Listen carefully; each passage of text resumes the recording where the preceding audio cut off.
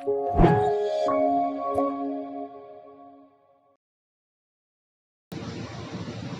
po ang Diyos. Isang magandang araw po sa ating lahat. Nagpapasalamat ako sa Panginoon dahil muli ay itinayo niya ako dito sa inyong harapan upang magbigay ng ilang mga aral na salita ng Diyos na magagamit natin sa pang-araw-araw na pamumuhay at magiging kalakasan natin habang tayo patuloy na lumalakad sa kalooban ng Diyos. Purihin po ang Panginoon at nawa po lahat po kayo na nasa inyong mga tahanan ay nasa mabuting kalagayan at walang anumang karamdaman. At doon po sa mga may karamdaman, ang dalangin nyo po, kayo po'y pagilingin ng Diyos ng kanyang kapangyarihan at itayong muli sa biyaya ng Diyos. Maraming salamat po at samahan niyo po ako na magbasa ng kanyang mga salita na matatagpuan sa aklat ng Lucas chapter 12 verses 1 to 12. Ganito po ang sinasabi sa wikang Ingles sa ESV.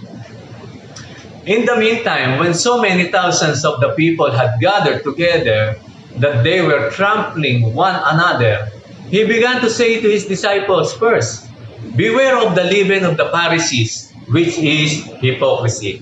Nothing is covered up that will not be revealed, or hidden that will not be known." Verse 3, "Therefore, whatever you have said in the dark shall be heard in the light, and what you have whispered in private rooms shall be proclaimed on the housetop. I tell you, my friend, do not fear those who kill the body, and after that have nothing more that they can do. But what I will warn you whom to fear. Fear him who, after he has killed, has authority to cast into hell. Yes, I tell you, fear him."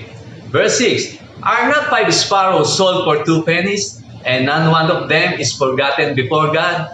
Why, even the hairs of your head are all numbered. Fear not, you are more value, or you are of more value than many sparrows. And I tell you, everyone who acknowledges me before men, the Son of Man also will acknowledge before the angels of God. But the one who denies me before men will be denied before the angels of God. And everyone who speaks a word against the Son of Man will be forgiven. But the one who blasphemes against the Holy Spirit will not be forgiven. And when they bring you before the synagogues and the rulers and the authorities, do not be anxious about how you will defend yourself or what you should say." And the last verse 12, "For the Holy Spirit will teach you in that very hour what you ought to say." So, purihin po ang Panginoong Diyos sa pagkabasa ng kanyang mga salita. Ang ating po mga nabasang salita ng Diyos ay tunay po na doon sa eksena na yon, ang Panginoong Hesus ay nagbibigay ng discourse o ng talumpati o ng pagpapahayag sa karamihan ng mga tao. At doon po ang mga karakter na makikita natin doon. Una, ang Panginoong Hesus. Pangalawa ay itong mga scribes at yung Pharisees, handun po, nakikimingle po sila ron. Dahil gusto nilang mahanapan ng butas ng Panginoong Hesus at sa kanyang pananalita, makakuha sila ng maipaparatang sa kanya. Kaya sila'y nakikihalo doon sa pagpapahayag ng salita ng Diyos ng Panginoong Hesus. At nahandito po, ang kasama pa po rito ay yung crowd, yung multitudes of crowd. Sabi po rito ay multitudes, so gano'n po karami yung nakikinig sa salita ng Diyos at nauuhaw sa kanyang mga salita. At ang pang-apat po na karakter na matagpuan o mga tauhan na makita natin doon ay yung kanyang mga alagad o yung mga mananampalataya na naroon din po sa karamihan. At ang eksena nga po ay ganito dahil sa ang Panginoon Jesus ay nangangaral, merong isang Pariseo na inimbitahan siya sa kanyang tahanan upang doon ay maghapunan o kumain sa kanyang tahanan. At pinaunlakan siya ng Panginoong Hesus. At ito po ang nais ng Panginoong Hesus sa kanyang mga alagad. At even sa atin, na huwag po tayo magtatangi. Lahat po ng ating mga nakakasalamuha ay ibilang natin na minamahal at nais ng Diyos na makarinig ng kanyang mga salita. So, pinaunlakan ng Panginoong Hesus itong Pariseo. At nang siya'y dumulog, sa verse 11, sa chapter 11 po yon, napansin ng Pariseo na hindi siya na kumain ng Panginoong Hesus na hindi naghugas ang kamay.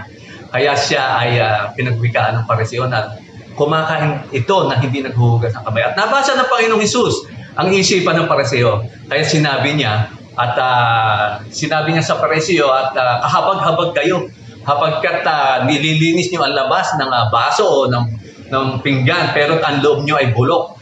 So sa ganung mga salita ay sinabi ng Panginoong Hesus yung mga bagay na kahabag-habag sa mga Pariseo. At dito sinabi nagwika ang isang Pariseo na sabi niya, Ginoo, sinasabi niyo para pong kami napapahiya, kinukutya niyo kami. At doon po, kung mapasok po yung verse 12 o chapter 12, at kaya ang Panginoong Hesus, hindi po niya pinagwikaan o binigyan ng charge o ng atas o ng paalala yung mga Pariseo. Hindi po binigyan ng paalala yung crowd, kundi ang binigyan niya ng paalala dito ay yung kanyang mga disipulo. Ano po yung mga pinaalala at church o yung nais ng Panginoong Hesus na alalahanin lagi at maging aware itong kanyang mga alagad sa kanyang mga katuruan o sa kanyang mga aral. At ito po ang ating pag-aaralan sa umagang ito. Christ Church to His disciples. Tayo po ay sama-sama muna yung buko at humingi ng gabay sa ating Panginoong Diyos. Purihin ka, Panginoong Diyos na nasa langit. Maraming salamat po muli sa umagang ito na kami ay dinako mo sa iyong mga salita upang ito'y matutunan, pag-aralan at maging sandata at tagapagpaalala lagi sa aming mga buhay. Tunay po, Panginoon, na nung kami yung iniligtas, yung tinawag bilang mga alagad mo, bilang tagasunod mo, ang nais mo kami, Panginoon, ay maging prepared, maging handa, maging aware, Panginoon, sa bawat circumstances sa aming buhay. Dito sa panahon na ito, Panginoon, na kung saan iyong pinangaralan at pinalalhanan yung mga alagad, ay nakita po rito kung paano mo silang minahal tulad ng iyong mga anak at bilang mga kaibigan. Gayon din po, Panginoon, naniniwala po kami na sa panahon pa rin po na ito at sa mga panahon darating, ang iyong mga salita ay patuloy na nangangaral, nagpapaalala sa iyong mga anak bilang paalala at paghahanda sa bawat circumstances ng buhay na aming nararanasan na mayroon po kaming way out. Meron pong kasagutan sa mga ito dahil ikaw, O Diyos, ay nauna ng pumaroon, nauna ng nakaranas ng ito. Ang iyo pong mga alagad, ang mga forefathers of our faith, of the faith na meron kang binahagi sa amin, ay dinaanan na ito at naniniwala po kami, O Diyos, na ito sa biyaya mo, sa iyong habag ay aming mapagtatagumpayan. Samahan mo kami sa pag-aaral ng iyong mga salita at pagpalain mo ang bawat isa habang patuloy mong pinagpapala ang iyong mga salita, O Diyos. Ito po ang aming samot dalangin sa pangalan ng Panginoong Hesus. Amen. Amen. So, Christ Church to His disciple. Ang Panginoong Hesus ay direkta na sinabihan niya yung kanyang mga alagad dito. Dahil po doon sa pagkakatipon-tipon na yun, marami po yung nakatipon-tipon na yun sa bahay ng Pariseo. Kaya nga po, sabi po rito, at halos sa verse 1 ay nagkakatapakan na sila. Yung mga tao doon nagkakatapakan na. Dahil doon sa gusto ng multitudes na yon, actually po, kung babasahin po natin doon sa ibang salin, ito po yung tinatawag ng myriads. Yung po myriads, ang account po nito ay almost 10,000 o more than 10,000 people ang isang myriad. So isipin po natin, ito yung multitudes. More than 10,000 people gather in that place upang makinig na salita ng Diyos. Makinig doon sa discourse, doon sa pagpapahayag ng Panginoong Hesus about sa paghahari ng Diyos. At even yung mga Pharisees ay handon. Kaya lang po, itong mga Pariseo ay hindi po para makinig o matuto doon sa aral ng Diyos, kundi upang makakita ng butas ng maipaparatang sa Panginoong Hesus at maakusahan nila ito. Alam ng Panginoong Hesus yan. Ngayon po, ang pininpoint dito ng Panginoong Hesus, dahil nakita niya ay yung mga alagad niya, kasama niya ay binalaan niya at binigyan niya ng warning. At ito po yung kanyang mga babala o charge sa kanyang mga disciples. Una, do not live a life of hypocrisy sa verse 1 to 3.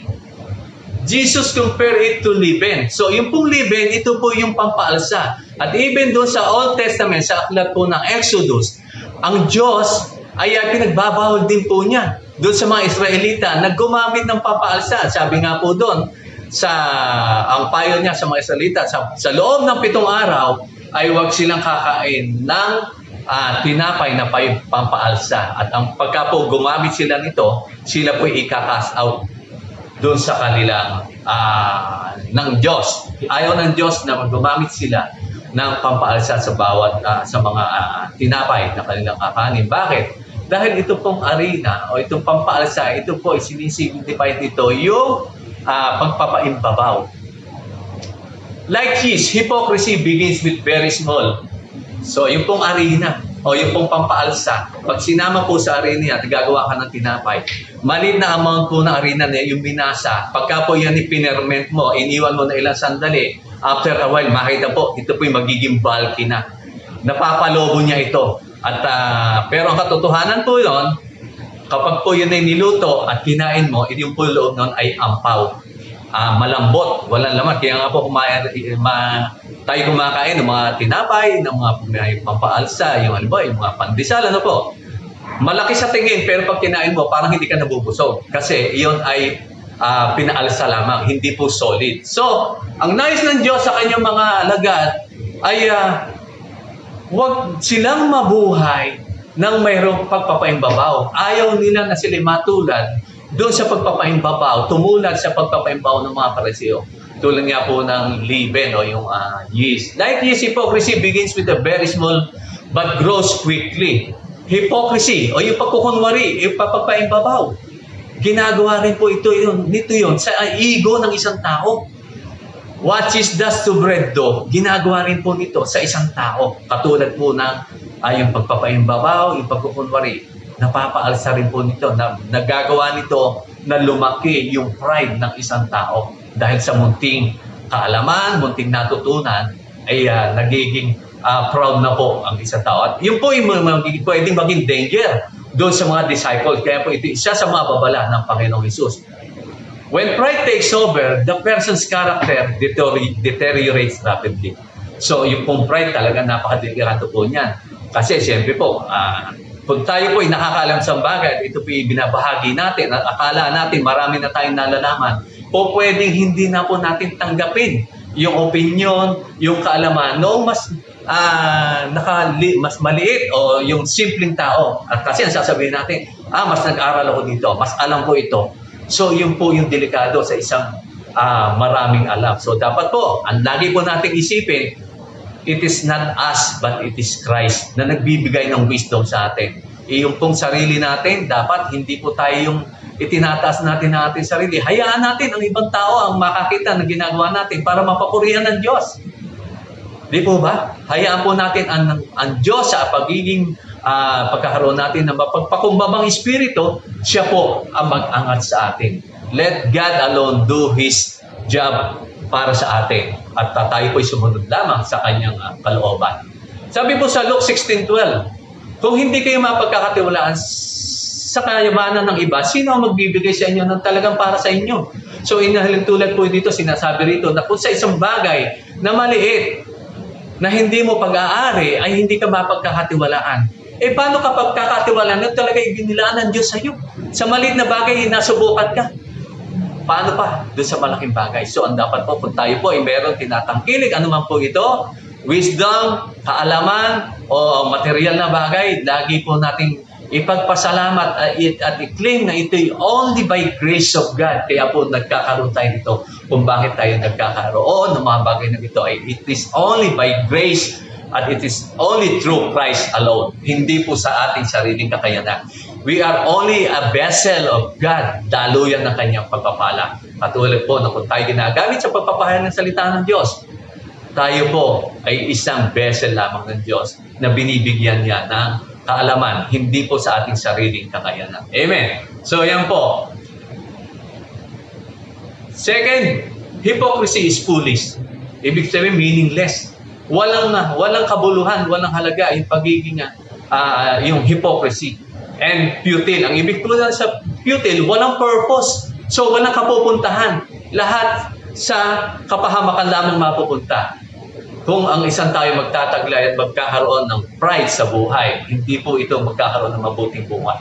Because nothing can really be hidden. Walang bagay na matatago, sabi po sa ating binasa. Ano ang bagay na ating sinabi sa dilim o ginawa, ito po ilalantad ng Diyos. At maraming pagkakataon na po na naranasan natin, maaari kayo naranasan yun rin, na kung minsan, madalas, yung pong ating ayaw malaman ng iba ay nalalaman ng hindi natin ginagawa, kundi nangyagaling sa iba. Ang Diyos ang may kapahintulutan. Pinapahintulutan niya na ma-expose yung mga maling bagay upang tayo ay matuto at humingi ng tawad sa Kanya at tayo maitama niya. The disciples might be tempted to cover or compromise the truth so that neither the crowds or the Pharisees will not be offended. So doon sa eksena na yon, alam ng Panginoong Hesus na maaari itong mga disciple, dahil doon sa kanilang pagkasilong, alam nila yung mga matataas na opisyal ng kanilang kapanahunan, ng kanilang government, yung mga Pharisees, yung mga scribe. Alam nila kung yung kapasidad ng mga ito na magparusa. At baka nangangamba sila, baka kapag sila magsalita na against sa kanila, ay maaari sila damputin at ikulong o parusahan. So, gusto nila yung play safe sila, maaaring mahulog sila doon sa temptation na makompromise sila. At yung kanilang faith, instead na i-share nila yung truth, ay makompromise sila kung ano yung gusto ng kanilang ipiplease. Even the crowds, maaaring doon sa mga crowds ay maaaring ibu sila, ipahiya sila. So ayaw nilang sila ay magkaroon ng negatibong karanasan. Maaaring ang sino man ay malaglag sa ganung sitwasyon. Pero ito pong laging sinasabi ng Diyos na no one after lighting a lamp puts it in a cellar or under a basket, but only stand so that those who enter may see the light. Wala pong tao na magsisindi ng ilawan at ilalagay ito sa ilalim. Yung bang matatakot ka, na hindi mo ipapakita yung liwanag na mayroon sa'yo. Ito itatago mo sa ilalim at tatakpan mo dahil nangangamba ka na baka pag naliwanagan itong mga nasa harapan mo ay pagbalingan ka ng kanilang pansin at hindi mo malaman ang iyong gagawin. Pero sabi nga po, ng salita ng Diyos, walang nagsindi ng ilaw na ilalagay ito sa ilalim ng lamesa, kundi ito ilalagay sa ibabaw. Katulad po natin mga mananampalataya, ang nais niya na tayo magliwanag. Ang mga disipulo doon, kaya niya binibigyan ng babala na huwag malagdag sa buhay na may pagkukunwari dahil yung liwanag na kanilang narinig sa Panginoong Hesus, kailangan ipahayag nila sa liwanag ng salita ng Diyos. Amen po. Ganon din po sa ating mga mananampalataya, yung salita ng Diyos, yung kaligtasan na ating tinanggap, ang nais ng Panginoong Hesus, even sa panahon na ito at sa panahon darating, tayo magsilbing liwanag ng salita ng Diyos. At tayo ginawa, di po ba sabi nga po, tayo ay liwanag at asin ng sanlibutan. So kung tayo liwanag ng sanlibutan, tayo ang gagamitin niyang preserver o tayo magiging tanglaw ng mga kakilala natin, ng mga mahal natin sa buhay upang makita nila yung liwanag ng salita ng Diyos. Amen? Application. Believers, Christian, must always stand as the light of the world. Sabi po yan sa Matthew chapter 5, 14 to 16. Now we are the light and salt of the world. We are called to be the disciple. Tinawag tayo upang tayo maging liwanag, tagapaghatid ng liwanag na salita ng Diyos, sapagkat ang salita ng Diyos ay nagbibigay ng liwanag doon sa mga taong nadidiliman. Marami po tayong mga minamahal, mga kababayan, mga kakilala na hindi pa po nahahatiran o naaabot ng liwanag ng salita ng Diyos. At ito ang isa sa nais ng Diyos na ating gampanan. So yun po, point number 1. Point number 2, sabi po ng Panginoon Hesus, do not be afraid sa verse 4:7. Bakit po sinabi ng Panginoon Hesus na huwag kang matakot, huwag kang maglumihanan? Siguro nararamdaman, nakikita ng Panginoong Hesus yung damdamin ng mga disciples na kasama niya. Kasi sa dami pa naman ng tao doon. Anytime pwede silang kuyugin. Yung mga Pariseo na nahandoon. Anytime, pagkaalis ng Panginoong Hesus, pwede sila daluhungin at sila yung akusahan at pwede sila ay parusahan. Dahil ang mga Pariseo ay napahiya. Siyempre, di ba? Do not be afraid, sabi ng Panginoon. Bakit po? Because the fear of man creates hypocrisy. Totoo po ito. Kapag ang isang tao ay nagkaroon ng agam-agam, nagkaroon ng takot sa kapwa niya tao, ay nabablanko ang kanyang isipan. Ang gagawin po niya, ano kaya ang dapat kong gawin upang hindi magalit sa akin itong kausap ko? Ano bang dapat kong gawin upang hindi magtampo sa akin ng taong ito? Ano bang dapat kong gawin upang hindi siya ma-open sa akin? Lahat ng ating iniisip, kung tayo magkakaroon ng takot sa tao rather than God, ang lagi nating isipin ay kung paano natin mapiplease ang mga tao, which is hindi natin magagawa for the longest time. Hindi natin magagawa. May ma-open at may ma-open sa atin, lalo na kung tayo nagbabahayag ng salita ng Diyos. At nawa, ang mangyari po sana, ma-open po nawa sila dahil tayo ay nagpahayag ng katotohanan ng salita ng Diyos, hindi po dahil tayo ay nakapagsalita ng isang hindi magandang salita sa ating kapwa. Lagi po tayong magpahayag, sabi nga po ng salita ng Diyos, but rebuke them with love and humility. So paalalahanan po natin lagi ang ating kapwa na liwanag ng salita ng Diyos, na may pag-ibig at may pagpakumbaba at hindi po yung panunuliksa, yun po. So sabi po yun po ang sabi, when we are afraid of what others may say about us, we might impress them in order to please them or gain their approval. So yun po, pwede po tayo malaglag doon sa ma-compromise po kahit talaga yung ating faith, kasi ang gagawin po natin, siyempre, kung meron tayong gustong mangyari at meron tayong ding ini-expect na gusto natin gawin na nila sa atin, so tayo po yung bababat, mag-reach sa kanila at hindi natin i-expose, hindi natin sasabihin yung katotohanan ng salita ng Diyos na nais ng Diyos, ipahayag natin sa kanila. Ang mangyayari po, pwede nga po na ang mabaluktot yung salita ng Diyos para lang mag-fit dun sa gusto ng kausap natin na meron tayong pagnanais na ma-please natin. So hindi po dapat ganun tayo.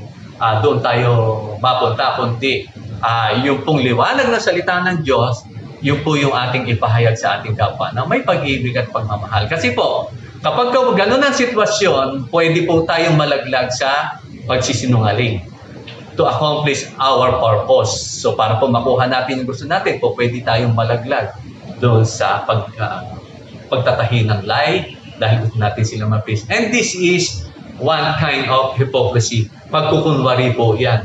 Dahil hindi po natin sinabi yung katotohanan ng salita ng Diyos.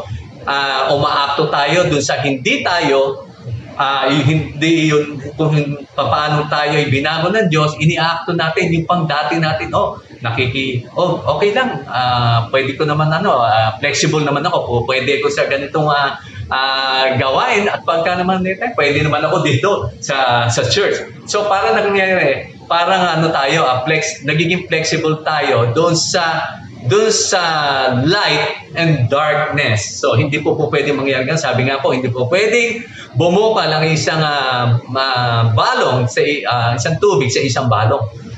Di po ba? So ang salita ng Diyos ay bukal ng buhay. Kaya kung tayo nais natin na patuloy na manariwan, managana yung bukal ng buhay, yung salita ng Diyos sa atin, dito po tayo mag-dwell at tayo mag-i-stand sa salita ng Diyos by His grace. Amen po. Sabi po sa Proverbs 29:15, ang pagkatakot sa tao ay magdadala ng silo, ngunit ang naglalagak ng kanyang tiwala sa Panginoon ay maliligtas. So talagang mas dapat po nating pagtiwalaan ang Diyos. Pagtiwalaan natin siya na tayo dinala sa ating kaibigan, sa ating mahal sa buhay, sa ating kapwa, upang maghatid na magandang balita ng gospel, ng ebanghelyo ng Panginoong Hesus. Jesus wanted His disciples to avoid that snare. So kung ang Panginoong Hesus ay binalaan itong mga disciple na iwasan yung ganong patibong o silo sa kanilang buhay, gayon din sa buhay natin ngayon. Pinapaalalahan din tayo ng salita ng Diyos na huwag tayong matakot. Huwag tayong matakot kung ano ang gayang gawin ng tao pagkat ang tao ay limitado ang kanyang kakayanan. Ang Diyos, He is limitless. Mas mayroon po siyang kapangyarihan na gawin ang lahat ng bagay para sa kanyang mga anak at doon sa mga tao na makakasalamuhan natin. Amen po. So yan, letter A. Letter B, ano po yung remedy? Ito po. The remedy to not to be afraid, ito po ang number 1, forget about what people may say and do. Sabi po sa verse 4, di po ba? Ano ba ang magagawa ng tao sa atin? Wala naman po, hanggang sa tayo pagsasalitaan, masabihin man po tayo saktan, pero yung pong physical na sakit na naranasan din po natin, ay hindi naman po hahantong doon sa tayo totalang malulugmok. Maaring kadalasan lang po, nasasaktan tayo, doon ating damdamin, pinagsasalitaan tayo, pinapahiya. Pero that is a part of being a Christian. That is a part na sinabi na buhay ng isang mananampalataya. Sinabi na po iyan ng Panginoong Jesus na maranasan natin at ng mga mananampalataya pa niya. The power of your enemies is limited. Yan po, sinabi ko kanina. Limitado lang naman yan eh. Di po ba? Mas higit yung kapangyarihan na mayroon sa iyo, yung espiritong pinagkaloob sa atin, kaysa doon sa kapangyarihan na narito sa mundo. So, yun po, 1 John 4:4. Number 2, fear God rather than man. Mas higit nating katakutan yung kakayanan ng Diyos na kaya niyang gawin na kunin ang buhay at maglagay doon sa impyerno, doon sa hell. Kaysa doon sa tao na ang kanyang kakayanan lang hanggang kunin lang to the max o to the extent na kaya lang kitilin o kumitil ng buhay ng tao. Pero pagkaroon, wala na siyang kakayanan. Di po ba? After all, lahat po tayo dito, darating tayo sa hangganan ng ating buhay. Pero ang Diyos, salamat sa biyaya ng Diyos na magpahanggang ngayon tayo kanyang itinatayo because of His purpose sa ating buhay. At bawat isa po sa atin, kung bakit tayo nag-i-exist, kung bakit tayo nananatiling nakatayo at binibigyan na hininga ng Diyos dahil sa kanyang divine purpose sa ating buhay. So yun po ating lagi tatandaan. Fear God rather than man because the fear of God produces freedom. So yung pong pagkatakot sa Diyos, nagbubunga po yan ng paglaya, ng kalayaan. Bakit tayo sasabihin, nakabilanggo po tayo? Yes! Kung ikaw'y laging batban ng takot, ng pangamba, lagi ka nag-iisip kung ano sasabihin ng tao, lagi mo kinukonsider na sasabihin ng iba, that is bondage. It is kind of bondage. At ayaw ng Diyos na ang bawat isang anak niya, ng bawat mananampalataya ay makulong sa ganung sitwasyon. Ang nais niya, ikaw'y palayain, tayo'y palayain. Katulad ng kanyang mga alagad, sila'y pinalaya ng Diyos, pinalaya ng Panginoong Jesus ng kanyang salita sa pamagitan ng biyaya doon sa bondage ng kautusan. Kaya nga po, sila ngayon, o doon sa kanyang kapanahonan, sila po yung mga magigiting na men of God na nagpatuloy ng pananampalatayang Kristyanismo na magpahanggang ngayon, nakarating sa atin, at ito pa naman sa panahon natin ngayon ay pinapalaganap ng kanyang mga lingkod, nating mga mananampalataya. Purihin ang Panginoon. The fear of God produces freedom. Kaya kung nais natin tayo lumaya sa ganyang sitwasyon, ang una natin at dapat lang natin katakutan ay ang Diyos na nagbigay ng kaligtasan at may kakayanang kumitil ng buhay at maglagay ng kaluluwa sa impyerno. Romans 8:15, for you did not receive the spirit of slavery to fall back into fear. So yan po sinasabi, ang espiritong tinanggap natin, ang espiritong tinanggap ng mga disciples na sinabihan dito ni Apostol Pablo, ay hindi espiritu ng pagkatakot, kundi espiritu ng pagiging anak ng Diyos, by whom we cry, Abba, Father. Sabi po, kaya nga po tayo, ngayon, dahil doon sa espiritong ibinigay, yung banal na espiritu na nanahan doon sa kanyang mga anak, kaya po tayo meron ng direktang koneksyon sa Diyos at tayo ay malayang nakakatawag ng Abba, Father. Nakakatawag tayo. May direct access na tayo sa Diyos. So, yun po yung nagagawa ng pagkatakot sa Diyos rather than man. Third point, o pangatlong remedy, claim that our God knows us and cares for us. I-claim natin kung ano man po ang ating sitwasyon, ano man ang sitwasyon ng mga disipulo noon, they claim that God is with them. Lagi po nila itong kiniklaim na hindi sa kanilang kapangyarihan, sa kanilang kakayanan, kundi yung kapangyarihan ng Diyos yung kumikilo sa kanila. Kaya sila ay patuloy na nakakapagpatuloy sa pagbabahagi ng salita ng Diyos at sila ay nakakapagtupad doon sa advancement of the kingdom of God. At kahit ano man ay yung kanilang maranasan, even it costs o maging ang katumbas nito, yung kanilang mga buhay. Nakita po naman natin naging buhay ng mga disciple ng Panginoong Jesus, talagang dumanas po sila ng mga trials and persecution. But that is only for the moment. At ngayon po, yung lifetime of glory ay meron na sila sa piling ng Diyos. So yun po yung nais ng Diyos sa ating mga anak niya. Na even up to now, claim that our God still knows us and cares for us. Wag po nating iisipin na tayo pinabayaan ng Diyos sa panahon na ito. Marami po yung lugmok, marami nakakaranas ng karamdaman. Hindi po natin alam yung what this situation might bring us. Pero isa po ang alam natin, that God, Jesus Christ is already there. Kung ano man saan po tiyak yung ating pupuntahan, hando na po ang Diyos. Umuna na po sa atin siya at iniintay niya tayo at inaalalayan tayo. At tinitingnan niya tayo at ginagabayan sa ating paglakad pansamantala sa mundo ito. He is with us. He is always with us and cares for us. God is omniscient. Alam niya ang lahat ng bagay. Walang nalilihim sa Kanya.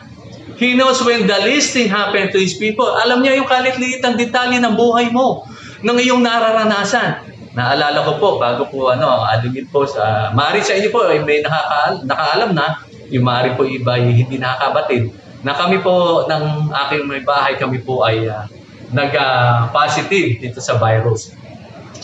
12 days ago po. So kaya tapos na po yung aming quarantine at purihin po ang Panginoon. But before that, alam niyo po ba, ang Diyos ay hindi talaga nagkukulang. At ako po talagang amazed at namamangha po ako sa kanyang kabutihan. At talaga po lagi kong pinapatotoo, even before na noong ako'y kinahabagan niya at binigyan niya ng biyaya ng kaligtasan. Talaga po, mas higit, mas maraming beses, mas maraming pagkakataon yung nakita ko yung kadakilaan at kabutihan ng Diyos sa aking buhay kaysa doon sa mga malulungkot at yung mga hardship na dinadaanan. So yun po yung nagpapalakas sa akin. Bago po kami nagkaroon nitong virus na ito, meron po akong kaibigan, long time friend, at ito po yung nakasama ko po sa Middle East at siya po, kami po yung nagkahiwalay ng matagal. Nagkita po kami through social media o nagkausap po, nagkaroon kami ng connection through social media. At hindi ko po inaasahan, dahil siya po ay lagi kong kinukumusta at tunay po na sabi ko siya ay aking kasama sa aking panalangin dahil siya po ay nasa USA na at ang kanyang may bahay. At talaga pong lagi siyang nagkipag siya sa akin, sabihin niya, Brad, sama ako sa panalangin. Oh, Brad, lagi kasama sa aking panalangin, sa aming mga panalangin. At totoo po yun. Siya laging laman na aming panalangin dito. Kasi hindi ko na po babanggitin ang pangalan. At alam niyo po ba nitong December, hindi ko po inaasahan na siya po yung nagpadala ng nagbigay ng gift, blessing. At yung po blessing na yon ay talagang ako'y namamangha dahil hindi ko alam na yung kanya pinadala na yon, ito po yung ipapagamit ng Diyos sa amin doon sa panahon na ito na aming dinaanan na aming pamilya. Yung pong mga medicine, gamot, ay yun po yung itinapat ng Diyos doon sa pangangailangan namin. So, namamangha ako sa kabutihan ng Diyos. Imagine, in advance na niya yon dahil alam niya, dadaanan namin itong sitwasyon na to. Alam ng Diyos ang bawat detalye ng ating buhay. Alam na niya yung ating dadaanan. Kaya nandun na siya sa ating unahan. Kaya hindi po tayo dapat mag-alala, huwag po tayo mabalisa kung ano man po yung ating pangangailangan. Dahil ang Diyos ay kinuguna ang ating mga pangangailangan. Sabi po rito, He cares for the sparrow and we are more valuable than the sparrow. Kung yung maya na kung titingnan po natin ay walang halaga. At kung tutusin po, talaga naman, ito sino nga po ba mag-iisip na ito may halaga di po sa isang mga tao. Actually po, ito pong dalawang maya na ito ay nai-preach na rin po dito dati ni Pastor Lev. Ang katotohanan po nito, ito ay 5 sparrows, pero kung titingnan po natin sa aklat ng Matthew, ito po ay 5 sparrow, pero po ang 2 sparrow nagkakahalaga ng 1 penny. So, yung pong 4 na sparrow nagkakahalaga ng 2 pennies. Pero sa penny, sabi po rito, ay 5 sparrow worth 2 pennies. So, dumalagay po na yung isang sparrow dito ay pasunod lang. Pabigay lang. Dahil 5 ito sa Matthew, sinabi po rito, 4 sparrows nagkakahalaga ng 2 pennies. At dito po sa account nilo, sinabi po rito, ay pinapakita po rito yung value ng lahat ng bagay sa Diyos. Na kahit itong sparrow na to, ay pinamigay lang Pero alam ng Diyos kung kailan siya malalaglag sa lupa. Alam ng Diyos kung ano yung kanyang pangailangan. At hindi niya ito pinababayaan. How much more ikaw? How much more yung kanyang disipulo? How much more yung kanyang mga niligtas? How much more ikaw na kanyang anak na bumaba siya sa lupa, ibinigay yung kanyang buhay para sa iyong kaligtasan? Hindi po ba natin maisisip na mas higit na mahalaga yung buhay natin kaysa doon sa maya? Napakabuti po ng Diyos. At dito po sa ganitong kanyang mga salita, nakikita natin na pag-aaralan natin yung kadakilaan ng Diyos. Paminsan po, kailangan tingnan natin yung mga maliliit na bagay upang makita at matutunan natin, malaman natin kung gaano kahalaga ang buhay mo sa Diyos. Na kung yung maliit na bagay, kanyang pinapahalagan, how much more tayo na kanyang ibinuwis yung kanyang buhay upang magkaroon tayo ng kaligtasan sa pamagitan ng biyaya ng pananampalataya sa Kanya. Purihin ang Panginoon Diyos sa Kanyang kabutan. Even the hairs of your head are all numbered. Alam ng Diyos yan. Much more are your side. Yung ating mga buntong hininga sa tuwing dumaranas tayo ng mga trials. Yung bang, Lord, sana po maranas, Lord, naku po, meron na. Lahat na po kami. Meron na po kami karamdaman, Lord, hindi ko na po kaya to, tulungan mo ako. Alam ng Diyos yan. Yun nga po sa kanta, di po ba? Sabi na, bawat higbi, bawat iyong daing, kanyang nababatid. Oh, hallelujah. Purihin ang Diyos sa kanyang kabutan. And tears, yung pagluha natin, yung ating mga hinaing, nalalaman ng Diyos yan, hindi nalilihim sa Kanya. Yung ating desire, yung desire ng puso mo, napapaglingkuran siya, alam ng Diyos yan. The drops of your sweat, yung hard work, minsan we are parang burn out na tayo, parang walang nangyayari sa ating buhay pananampalataya. Parang, bakit ganito, Lord? At ako naman ay nagtatapat sa iyo. Bakit, Lord, ganito na sa kabila po ng pagsunod ko sa iyo, ito po yung naranasan ko. But in spite of that, na mga naranasan ko, hindi po ako susuko, O Diyos. Dahil ikaw, ang Diyos na makapaglagyan sa lahat, ikaw lang ang may kakayanan na magtawid sa akin sa sitwasyon na ito. Alam ng Diyos yan. Your sweat. At doon sa ibang bansa, doon kung saan mayroong mga persecution, even the sweat of their blood, the shedding of their blood for Christ's name's sake, hindi po nalilingin sa Diyos yan. Naka-account po lahat sa Diyos yan. Christians work, yung pong ginagawa natin, ginagawa ng kanyang mga anak, ng mga nauna pa sa atin, they are not in vain. Wala po, hindi po mapupunta ito sa walang kabuluhan. Lahat po, it matters to God. You matters to God. We matters to God. Yan po ang katotohanan. So yun po, claim that our God knows us and cares for you. Claim po natin yan. Application. The lives of Christians are the special care of divine providence of God. Sabi ko nga po, hindi pa po tayo dumarating doon sa ating pangangailangan. Alam na po ng Diyos yan. And He will provide. He knows our needs. Alam niya ang iyong pangangailangan. Ang nais niya, magtiwala ka sa Kanya. Magtiwala tayo sa Kanya. That is what He will give us is for our own good. At hindi ito makakasama sa iyo. Hindi ito makakasama sa akin. So, yun po. Our lives are special care of divine providence of God. We are under God's sovereign guidance and control. He guided us. He controlled us. Nasa control ng Diyos ang lahat ng nangyayari sa ating buhay. All things work for good. Let us always put that promise of God sa ating mga isipan. Ano man ang ating naranasan.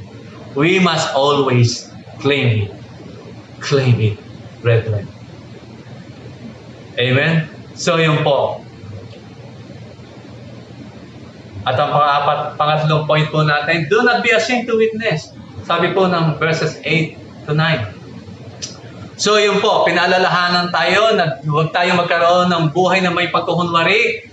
Pangalawa, huwag tayong matakot sa kayang gawin ng tao sa atin, kundi ang Diyos ang katakutan natin. At kung tayo'y nakaranas na noon, na wala na Ang takot natin ay nasa Panginoon lang. And then, ito ang time upang hindi natin ikahiya yung pagbabahagi ng kanyang salita, nung kaligtasang ating tinanggap. Be the salt of the world. Be the light of His word. Letter A, the fear of God makes His disciple visible. So, yung pagkatakot natin sa Diyos, dahil tayo kanyang kinahabagan, nakita natin yung kaligtasan, naranasan natin yung kabutihan dulot ng pagliligtas ng Diyos, ng kanyang biyaya, yung katiyakan. Hindi ba natin papahalagahan yung buhay ng ating mga mahal sa buhay? Magiging selfish ba tayo? At kikimkinala natin yung biyaya ng kaligtasan na mayroon tayo? Hindi ba tayo nagagalak at gusto natin na ibahagi ito at ipahayag doon sa ating mga mahal sa buhay? Una, sa ating mga magulang, sa ating mga kapatid, sa ating may bahay, sa ating mga anak, sa ating buong pamilya, sa ating mga kaibigan, lahat gusto natin babahaginan ng salita ng Diyos. Bakit? Pagkat naranasan natin yung kabutihan dulo nito at yung ligaya na tayo'y nagiging gamit ng makapangyarihan Diyos para sa advancement ng kanyang kingdom. The fear of God makes His disciple visible. So yung pagkatakot sa Diyos ay magbubunsod upang tayo lumabas. Ibahagi yung kanyang kabutihan. Christ disciples, we Christians shares and confess Christ openly. Tulad ng isang ilawan, tayo dapat mapunta sa ibabaw ng lamesa para magliwanag at makita po sa ating buhay. Tandaan po natin ang sabi ng salita ng Diyos na makikilala ang kanyang anak, ang kanyang mga alagad sa pamagitan ng kanyang mga bunga. At kung tayo binago ng Diyos, at kung tayo tunay na kanyang mga alagad, yung pong bunga ng Espiritu na meron tayo, magmamanifest sa ating buhay. Kaya nga po, ang maririnig natin at nadidinig natin sa ating mga kapwa o sa mga kilala natin, bakit si dati ganito, ganyan? Bakit? Ano kaya ang sikreto na bago siya? So yun po, nagkakaroon, dahil doon sa liwanag na nakita sa bawat isa sa alagad ng Diyos, nagkakaroon ng pagtataka yung mga nakakasalamuhan. Bakit ito dati si ganito? Ganito ang buhay, bakit ngayon na bago siya? Gusto ko nga malaman, gusto ko maranasan yung pagbabago na mayroon siya. Christ disciples shares and confess Christ openly. Hindi po inihilig. Hindi itinatago. Hindi po tumatagal ng isang taon na may kasalamuha ka. At after 1 year, malalaman, sabihin, ay, born again ka pala. Hindi po ganon. The time na tayo binago ng Diyos, nagre-reflect agad sa atin yan. Hindi nga lang, maaari hindi instant, gradually, unti-unti, binabago tayo ayon sa wangis na gusto ng Diyos sa atin. Doon sa nais niya maging mold natin. Sabi po sa Acts 5:29, tingnan po natin yung karanasan ni Apostol Pedro. But Peter and the apostle answered, we must obey God rather than men. So ito po eksena nito sa aklat ng mga gawa si Apostol Pedro. Sila po ay dinampot ng mga Pariseo scribe. Ikinulong sila dahil sila nagpapalaganap na ebanghelyo. Yung kagalakan nila na sila naligtas, gusto nilang ibahagi doon sa kanilang mga nakakasalamuha. At dahil dyan sila ay pinagsabihan nitong mga Pariseo na at sila ay hinol doon sa lugar ng mga Pariseo at sinabihan na huwag niyo ituro itong ebanghelyo, huwag niyo ituro itong pagkabuhay na muli ni Kristo. Hindi totoo yan. Pero ang sabi nga po nila ni Apostol Pedro na we must obey God rather than men. So kaya po sila, in spite ng babala, ng warning sa kanila, sinunod nila, mas higit nilang kinatakutan yung Diyos na may kakayanan na kumitil ng buhay at maglagay sa impyerno kaysa doon sa tao na nagiging threat sa kanila at limitado yung kakayanan. So ito po. Sabi po sa Romans 1:16, sabi po ni Apostol Pablo, I am not ashamed of the gospel of Christ, for it is the power of God unto salvation first from the Jews and then to the Greeks. So ito po yung kapangyarihan ng Diyos upang ikaligtas ng tao. At ito din po yung kapangyarihan ng Diyos na ipaunawa sa kanyang mga anak sa ating mga mananampalataya. Ito ibabahagi natin nang upang sa gayon, yung makakarinig ang Diyos sa pamagitan ng kanyang salita, buksan ng Diyos yung puso ng tao nito. We must obey God rather than man. At anong ipapahayag natin? Hindi po yung ating kwento. Hindi po itong ating narinig. Hindi po yung istorya ng ating kaibigan. Hindi po yung motivational. Hindi po yung mga nabagong buhay ng mga tao. Ano yung ating papahayag? Yung gospel, yung good news. Yung dahilan kung bakit nanaog ang Panginoong Hesus dito sa lupa. kung bakit siya ay nagsakripisyo, namatay, kung bakit siya nagpapako sa krus, at bakit siya nag-resurrect after 3 days. Yun po yung gospel, yung good news na nais ng Diyos na ibahagi natin sa ating mga kapwa. Ito po yung good news, the gospel of Christ, na yung kaligtasan ng kaluluwa ng tao makakamtan lamang sa pamamagitan ng Panginoong Kristo, ng biyaya. Only by grace of Christ we are saved, not of by our works. Sabi po, di po ba? Sabihin sa pananampalataya. Kilalanin natin na ang Panginoong Hesus, siya yung umakaw ng ating mga kasalanan. Siya yung namatay, nagsakripisyo, at inilibing, at after 3 days, siya po yung muling nabuhay. At doon sa pagkabuhay na magmuli na yon ng Panginoong Hesus, yun ang katunayan na tayo man ay isinama niya sa katagumpayan. Kung paano siya yung nabuhay na maguli, kung tayo man dumako sa ating paghimlay ng ato, pagka wala ng ating katawan lupa, tayo man, ang ating kaluluwa, bubuhayin muli ng Panginoon at ipagsasama niya sa kanyang kaharian. Purihin ang Diyos. Letter B, it is not important that men praise our name on earth. Hindi mo mahalaga yung purihin ka ng tao. Ano pa magagawa niya? Di magkakapagbigay pa nga yan upang magkaroon ng pride. Hanggang maaaring kada papuri ng tao, iisipin mo, hindi na ako nila-likes nito Dati puro likes ko, mag-post na ako, likes na siya, like. Hindi po ba gano'n? Yun po nalulungkot Ito po natin. Parang nagiging basihan natin ng kasiyahan. Kuminsan, yung pag nag-post tayo, social media, at titingnan natin kagad, ano ba ang tinitingnan natin? Uy, ilan lang yung nag-likes? Ilan lang yung nag-heart? Pero noong una marami, pero lumaw, wala na. Ano kaya nagawa ko? Meron kaya ako mali sinabi? So, yun yung nagiging basihan natin. Yung ma-please natin yung tao. Hindi po ganon ang nais ng Diyos sa atin. It is not important that men praise our name on earth. But what is important is that God acknowledge you, acknowledge us in heaven. Na ikaw ay nilista na ng Diyos ang iyong pangalan sa aklat ng buhay. That is what the most important. Na meron na tayong alam natin sa ating puso, sa ating isipan, sa pananampalataya. May kasiguruhan tayo na tayo iniligtas na ng Diyos. Ayon sa kanyang biyaya. It is much important that God acknowledge us in heaven. Sabi po sa 2 Timothy, chapter 2, 11 and 12, the saying is trustworthy. For if we have died with Him, we will also live with Him. If we endure, we will also reign with Him. If we deny Him, He will also deny us. So, yun po ang huwag natin maranasan. Ikahiya natin siya, mangamba, matakot tayo. Kaya tayo po, katulad ng mga disciple, ay binibigyan na ng church, babala ng Panginoong Hesus. Sapagkat mararanasan po natin at ibang stage ng ating buhay, circumstances sa ating buhay. Applications.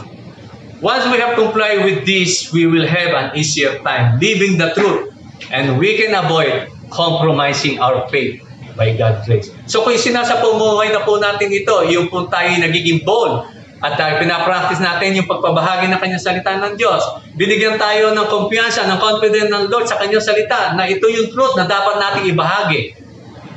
Gagawin ng Diyos na magaan sa atin yung pagbabahagi ng kanyang salita.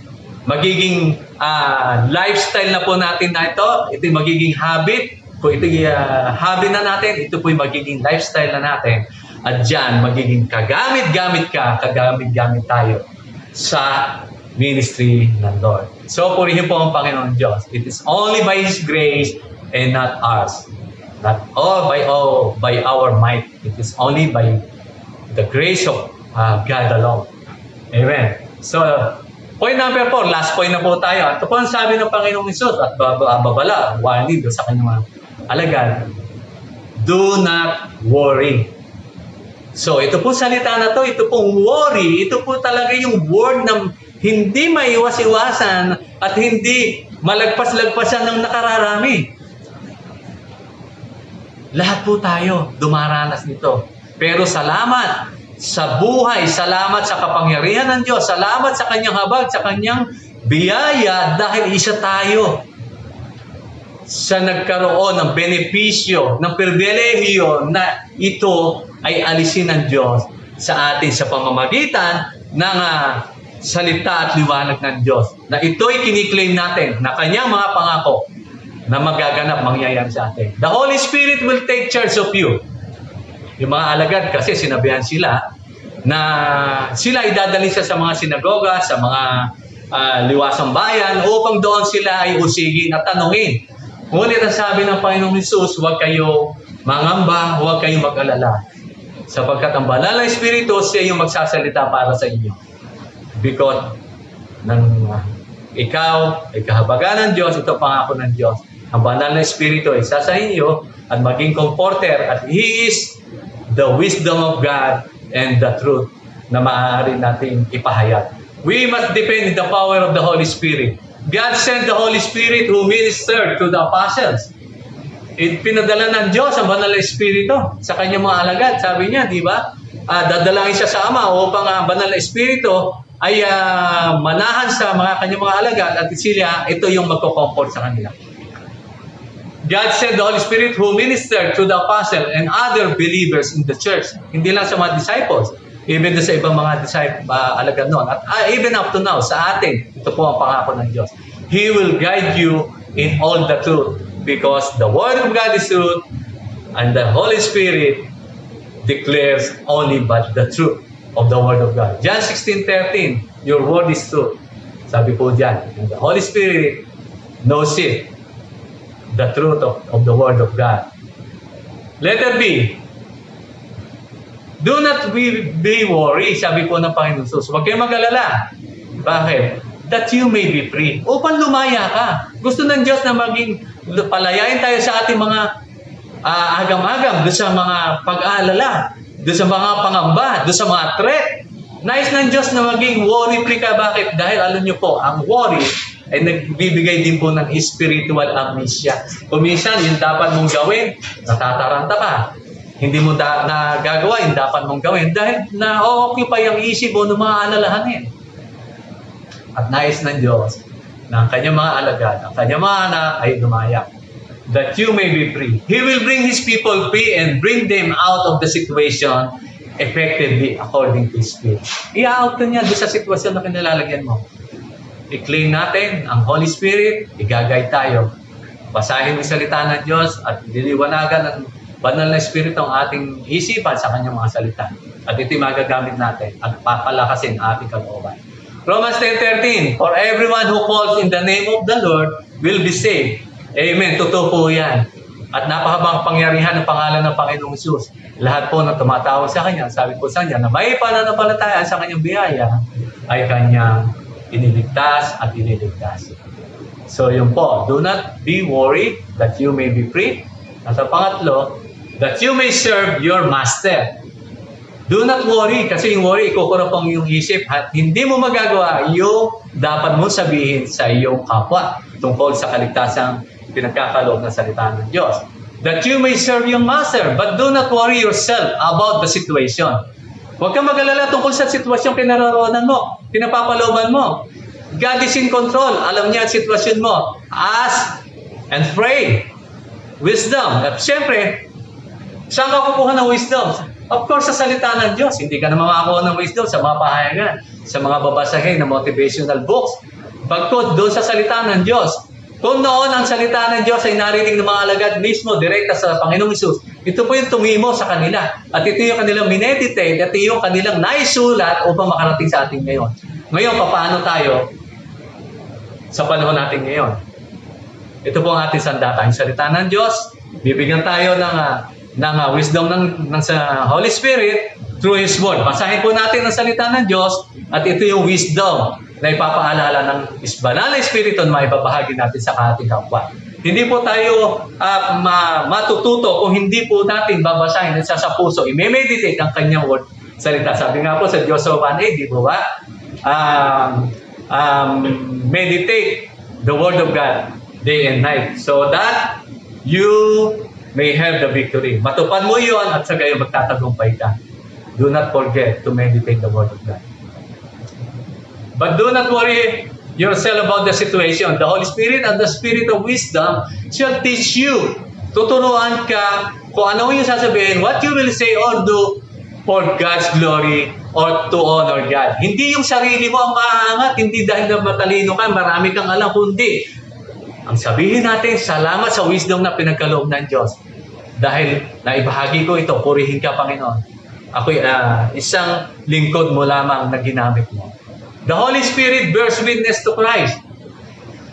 Sabi po sa John 16, 7-15. So the way we treat the Holy Spirit, ito po, no? Kung paano raw natin at tinatrato, minamahal ang banal Espiritu sa ating buhay, is the way, yun din po kung paano natin minamahal ang anak ng Diyos, ang Panginoong Hesus, na nagsakripisyo, nagligtas sa atin sa kapahamakan at nagbigay ng buhay na walang hanggan. So, yun po. Christian, obey God rather than man. Ito po ang nais niya. Conclusion po tayo. Jesus shares a strong warning to His disciple. Totoo po yan. Nakita po natin, narinig po natin. True disciples are God's pleasure. Yung totoong disipulo, yung mga disipulo ng Panginoong Hesus noong panahon na yun, at yung even up to now, na tayo kanyang mga iniligtas at nais natin na tayo maging kagamit-gamit sa Diyos. We are God's pleasure, not man. The only fear that we should have is the fear of God, or the only fear that should have power over us, o yung kapangyarihan o yung takot na dapat na mamayani sa atin, yung takot sa kapangyarihan ng Diyos. And His Word, at sa kapangyarihan ng Kanyang salita. God is looking for a passionate men and women who have the desire or the burning desire to obey Him through His grace. Naghahanap po ang Panginoon. Sumasaliksik siya sa bawat puso ng bawat isa na mayroong passion, na mayroong burning desire na maganap ang kanyang pinagagawa for the advancement of His kingdom by His grace. Will you be the one? Ikaw ba ang isa sa iyo? Nais ng Diyos na ito.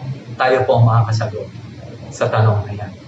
Purihin po ang Panginoon at nawa, ito po yung nagsilbing challenge sa ating mga buhay. Tayo po isama-samang yumuko at manalangin. Oh, hallelujah. Dakilang Diyos ang manaming nasa langit, maraming salamat po sa iyong mga salita na aming natutunan, na aming napag-aralan at na-meditate sa umagang ito. Salamat po, Panginoong Hesus, dahil sa iyong mga salita, sa iyong mga disipulo na narinig nila, na isulat, hanggang ngayon nakarating sa amin upang ito'y aming mabasa at may sa pamuhay din na magbigay ng babala at kalakasan sa amin upang magpatuloy sa iyong mga gawain, magpatuloy sa pagtitiwala, pananampalataya sa iyong mga salita. Salamat po, Panginoon, dahil hindi po nagbabago yung mga salita. There is power in your word, O God. At naniniwala po kami na iyong charge mo sa mga disciples mo noon ay hanggang ngayon ito pa rin po yung charge mo sa amin na iyong iniligtas at nananampalataya sa iyo, Lord. Una na kami po ay huwag ka rin mamabuhay na may pagkukunwari. Huwag po kami matakot sa tao, kundi sa iyo kami matakot. Maging bold kami, Panginoon. Lumabas kami. Ipahayag namin ang iyong salita. At higit po sa lahat, magtiwala po kami sa iyong kapangyarihan at sa iyong kakayanan na kontrol mo ang lahat ng bagay sa aming buhay. Maraming salamat po, Panginoon, at nawa po ang iyong mga salita na aming narinig, maisa pamuhay namin, magsilbing kalakasan at maibahagi din po namin sa iba na magsisilbing kalakasan din po naman nila, O Diyos. Maraming salamat po. Ikaw po ang mataas, ikaw ang mapapurihan, ibaba mo ang aming mga sarili. Kami isang mababang gamit mo lamang, isang sisidlan na ginagamit mo lamang. Only by your grace kaya kami nakakatayo. It is you, O God. It is you. And hindi po kami, Panginoon, ang natataas. Ikaw po ang tinataas, Panginoon Jesus. Maraming salamat po. Pinupuri ka namin, pinapasalamatan sa pangalan po ng Panginoong Jesus. Amen and amen.